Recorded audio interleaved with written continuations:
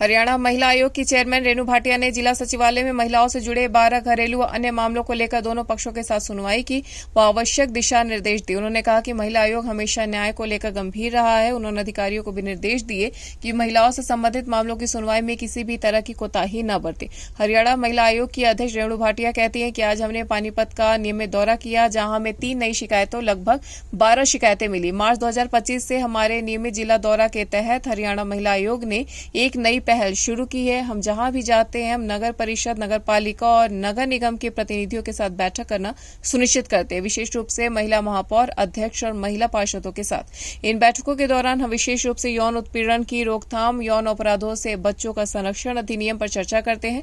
हम महिलाओं के खिलाफ अपराधों पर भी चर्चा करते हैं। News desk, anyone live. आज हमारा पानीपत का रूटीन दौरा था और उसमें हमारे पास लगभग 12 शिकायतें थी, जिसमें हमारे पास 3 नई भी आई हैं। और उस रूटीन दौरे के तहत हम जिस भी जिले में जाते हैं, हमने मार्च 2025 से एक नई शुरुआत की है आयोग ने कि हम जिस जिले में जाएंगे वहां नगर परिषद, नगर पालिका और म्युनिसिपल कॉरपोरेशन की मेयर, चेयरपर्सन, पार्षदों के साथ, सदस्यों के साथ बैठ के बातचीत करेंगे, मुलाकात करेंगे। विशेष तौर पर महिला सदस्यों के साथ, महिला मेयर के साथ, महिला चेयरमैन के साथ, चेयरपर्सन के साथ। इसमें हम आपस में पॉश और पॉक्सो एक्ट का डिस्कशन करते हैं। इसमें हम क्राइम अगेंस्ट विमेन के ऊपर डिस्कशन करते हैं, क्योंकि पास एक केस आया था पति पत्नी का। पति के ऊपर डोमेस्टिक वायलेंस का केस था। उस डोमेस्टिक वायलेंस के केस की जानकारी लेते लेते इंक्वायरी करते करते बीच में से बातें कुछ और निकल कर आई।